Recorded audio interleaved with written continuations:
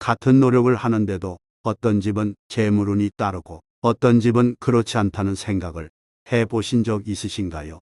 아니면 부자들의 집에 가보면 뭔가 다르다는 느낌을 받으신 적이 있으신가요?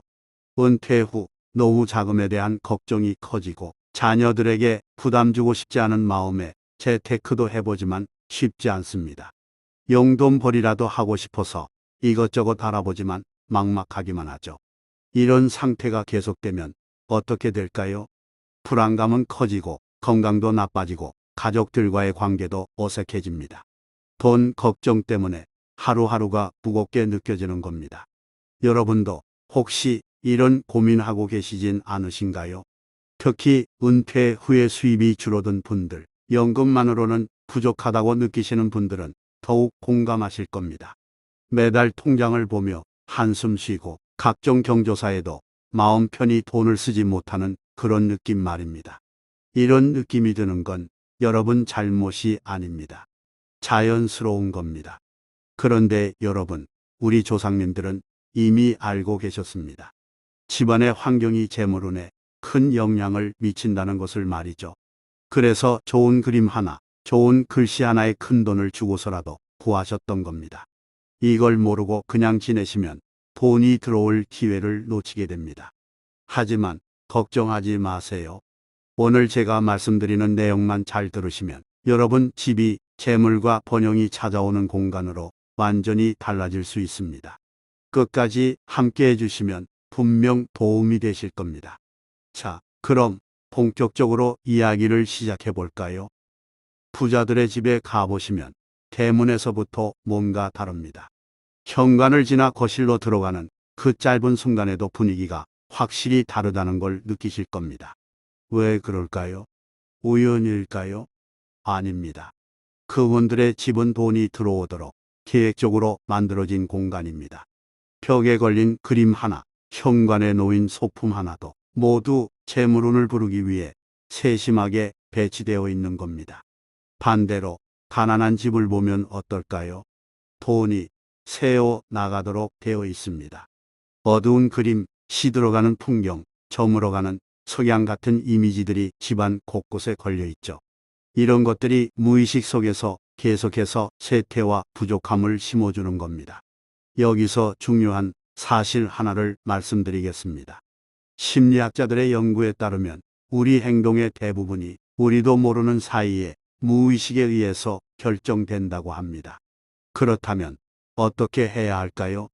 우리의 무의식 속에 부와 번영, 풍요로움의 이미지를 계속 심어주면 되는 겁니다. 그럼 자연스럽게 재물을 끌어당기는 행동을 하게 되고 돈이 들어올 기회를 놓치지 않게 됩니다. 그럼 어떻게 심어줄 수 있을까요? 바로 우리가 매일 보는 것들을 바꾸는 겁니다. 특히 집안에 걸린 그림이 가장 중요합니다. 왜냐하면 우리는 하루 중 대부분의 시간을 집에서 보내고 그 안에서 보는 이미지가 우리 무의식에 계속 쌓이기 때문입니다. 요즘은 대부분 비슷비슷한 아파트 구조에서 사십니다. 그렇기 때문에 오히려 그림이나 소품 같은 것들이 더 중요합니다. 이런 것들이 집안의 재물 기운을 완전히 바꿔놓거든요. 그럼 지금부터 집안의 재물운과 번영을 부르는 5가지 그림의 비밀을 말씀드리겠습니다. 첫 번째는 풍요와 다산을 상징하는 과일 그림입니다. 과일은 동서양을 막론하고 재물과 풍요를 상징하는 최고의 그림입니다. 특히 풍수학에서 과일만큼 좋은 평가를 받는 그림도 드뭅니다. 왜 과일이 재물을 부를까요? 과일은 씨앗을 뿌려 키우고 수확하는 결실의 상징입니다. 노력의 대가, 즉 수익과 재산의 증식을 의미하는 거죠. 또한 여러 개의 과일이 함께 있는 모습은 재물이 모이고 불어나는 것을 뜻합니다. 과일 그림을 고르실 때는 어떤 걸 선택하면 좋을까요? 나무에 주렁주렁 달린 과일 그림이 가장 좋습니다. 수확을 앞둔 풍성한 모습이 재물이 들어올 시기가 무르익었다는 것을 상징하기 때문입니다. 아니면 바구니에 여러 가지 과일이 풍성하게 담긴 그림도 좋아요. 특히 사과 그림은 재물운에 아주 좋습니다. 사과의 빨간색은 재물을 끌어당기는 색이고 둥근 모양은 원만함과 완성을 의미합니다. 포도 그림도 좋습니다. 송이송이 주렁주렁 달린 포도는 재물이 끊임없이 들어오는 것을 상징합니다. 이런 과일 그림은 어디에 걸면 좋을까요? 현관이나 복도가 가장 좋습니다. 현관은 기운이 들어오는 입구이기 때문에 여기에 풍요의 상징인 과일 그림을 걸어두면 재물운이 집 안으로 흘러들어옵니다. 집에 들어서자마자 풍요로운 이미지를 보면 무의식의 풍요의 메시지가 각인되어 재물을 끌어당기는 마인드가 형성됩니다. 두 번째는 불을 생성하는 모란 그림입니다. 모란은 전통적으로 불을 생성하는 그림으로 알려져 있습니다. 우리 조상님들께서도 집안에 모란 그림 하나는 반드시 두어야 한다고 하셨을 정도로 중요하게 여기셨죠. 왜 모란이 불을 부를까요? 모란의 화려하고 풍성한 모습이 번영과 풍요를 상징하기 때문입니다. 크고 탐스러운 꽃잎이 겹겹이 쌓인 모습은 재물이 쌓이는 것을 의미합니다. 또한 모란의 붉은색과 분홍색은 활력과 생명력을 나타내어 사업의 번창과 재물의 증식을 돕습니다. 이 그림은 어디에 걸면 좋을까요? 거실이 가장 좋습니다. 거실은 가족이 모이는 공간이자 손님을 맞이하는 공간이기 때문에 여기에 부의 기운을 담은 모란 그림을 걸어두면 재물운이 집 안으로 들어옵니다. 그런데 주의할 점이 있습니다. 너무 큰 그림은 피하셔야 합니다. 지나치게 강한 양기는 오히려 음양의 균형을 깨뜨려서 좋지 않습니다. 거실에 걸어서 부담스럽지 않을 정도의 크기가 딱 좋습니다. 자연스럽게 고개를 들어 위를 보게 되면 기운이 상승하고 긍정적인 마음이 생겨서 재물을 끌어당기는 힘이 커집니다. 세 번째는 재물을 상징하는 물 그림입니다. 여러분, 예로부터 물은 곧 돈을 의미했습니다. 우리 꿈속에서도 물꿈을 꾸면 돈이 생긴다고 했습니다. 왜 물이 재물을 상징할까요? 물은 생명의 근원이자 모든 것을 키우고 풍요롭게 만드는 원천이기 때문입니다. 또한 물은 낮은 곳으로 흘러 모이는 성질이 있어서 재물이 모이는 것을 상징합니다. 그런데 물 그림을 고를 때 아주 중요한 점이 있습니다. 물은 반드시 흐르고 움직이는 이미지여야 합니다. 왜냐하면 물은 늘 흐르고 움직여야 하기 때문입니다. 고인 물은 썩어서 사용할 수 없게 됩니다. 마찬가지로 재물도 흘러 들어오고 순환되어야 합니다.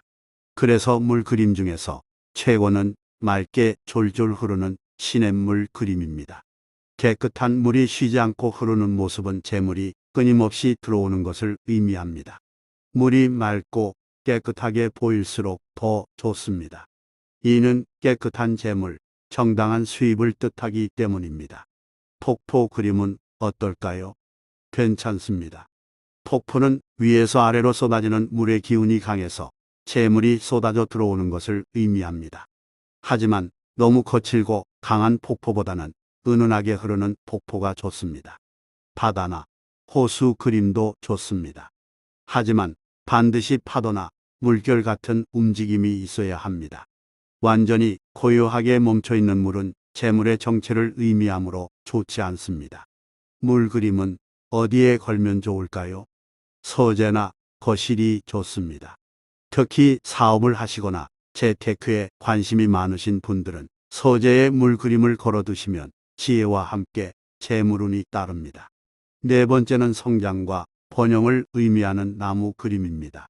나무는 재물의 성장과 번영을 상징합니다. 작은 씨앗에서 시작해 크게 자라나는 나무의 모습은 재산이 불어나는 것을 의미하기 때문입니다. 어떤 나무 그림을 선택해야 할까요? 다 자란 성목, 즉 튼튼하고 건강하게 자란 나무가 좋습니다.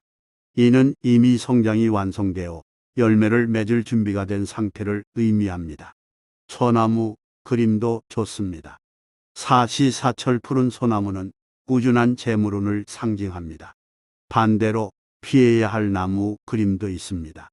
외롭게 서 있는 나무, 죽어가는 나무, 말라버린 나무는 절대 피하셔야 합니다. 이런 이미지는 재물의 고갈과 쇠퇴를 의미하기 때문입니다. 산속의 울창한 숲 그림도 아주 좋습니다. 여러 그루의 나무가 함께 자라는 모습은 재물이 모이고 번창하는 것을 의미합니다. 특히 햇살이 숲 사이로 비치는 그림이라면 더욱 좋습니다. 나무 그림은 어디에 걸면 좋을까요? 자녀나 손주방에 걸어두시는 게 좋습니다. 자녀의 재물운과 성공운을 키워주기 때문입니다. 거실에 걸어두셔도 좋습니다. 하지만 절대로 주방이나 안방에는 걸지 마세요. 이것은 불과 물의 기운이 강한 곳이라 나무 그림과 상극이 되어 오히려 재물운을 해칠 수 있습니다. 다섯 번째는 안정과 결실을 의미하는 풍요로운 들판과 산 그림입니다. 황금빛 들판이나 풍요로운 산의 모습은 수확과 결실을 상징합니다. 이는 곧 재물의 축적과 안정적인 부를 의미하는 거죠. 왜 들판과 산이 재물운을 부를까요? 들판은 곡식을 기르고 수확하는 곳입니다. 특히 황금빛으로 익은 들판은 풍년, 즉 큰 수입을 의미합니다. 산은 든든한 재산과 부동산을 상징합니다. 높이 솟은 산은 재물의 안정적인 축적을 뜻합니다. 어떤 들판과 산 그림을 선택해야 할까요? 반드시 햇살이 비치는 그림을 선택하셔야 합니다. 햇살이 등장하는 그림은 희망과 번영을 의미하기 때문입니다. 특히 황금빛 햇살이 들판에 오곡백과를 비추며 반짝이는 모습이 최고입니다. 산 그림도 화려한 풍경이 펼쳐지는 것이 좋습니다. 푸른 산, 단풍이 든 산, 봄꽃이 핀 산 등 생명력이 넘치는 모습이어야 합니다. 반짝임이 꼭 있어야 한다는 점을 기억하세요. 그런데 절대로 조심하셔야 할 게 있습니다. 바로 석양 그림입니다. 저녁 석양은 보기에는 아름답고 색감도 운치 있어 보입니다. 하지만 집안에 걸어두는 그림으로는 최악입니다. 왜냐하면 석양은 하루의 끝, 저물어감, 쇠퇴를 의미하기 때문입니다.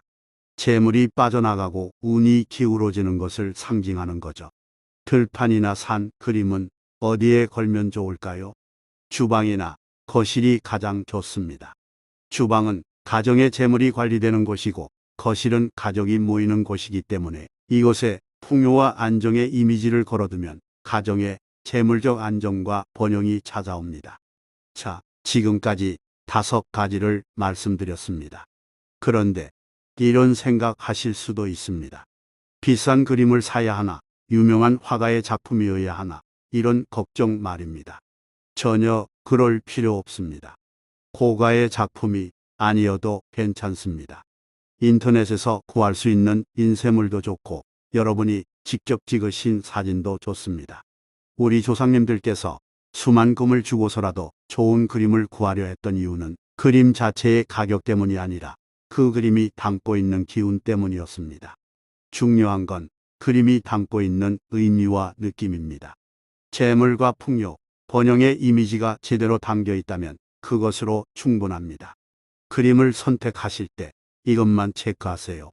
첫째, 그 그림을 보면 풍요롭고 넉넉한 느낌이 드나요? 둘째, 밝고 생동감이 있나요?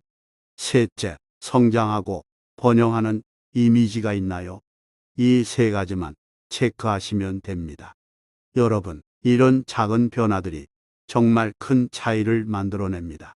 단지 그림 몇 개를 바꾸는 것만으로도 집안의 재물 기운이 완전히 달라질 수 있습니다.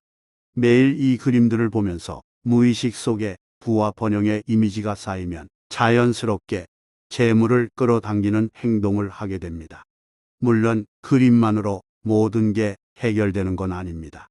노력도 필요하고 지혜도 필요합니다. 하지만 분명한 건 우리가 매일 보는 것들이 우리의 무의식을 그리고 우리의 행동을 바꾼다는 사실입니다. 풍요로운 이미지를 보면 풍요로운 생각이 생기고 풍요로운 생각은 재물을 끌어당기는 행동을 만들고 그 행동은 실제로 재물을 가져옵니다. 오늘부터 한 가지씩 시작해 보세요.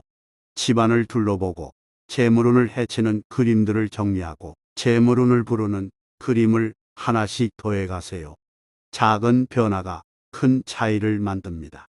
내일로 미루지 마세요. 오늘 당장 시작하시는 겁니다. 왜냐하면 여러분이 하루라도 빨리 시작하실수록 하루라도 빨리 재물운이 찾아올 수 있기 때문입니다. 여러분의 집이 재물과 번영이 넘치는 공간이 되기를 진심으로 바랍니다. 아침에 눈을 떴을 때 오늘도 좋은 기회가 있을 것 같은 기분이 드는 집, 가족 모두가 풍요롭고 안정된 삶을 누리는 집, 그런 집을 만드시길 바랍니다. 앞으로도 풍수철학TV는 여러분의 재물운과 행복에 도움이 되는 이야기들을 계속 준비하겠습니다. 다음에 또 좋은 이야기로 찾아뵙겠습니다. 긴 시간 함께 해주셔서 감사합니다.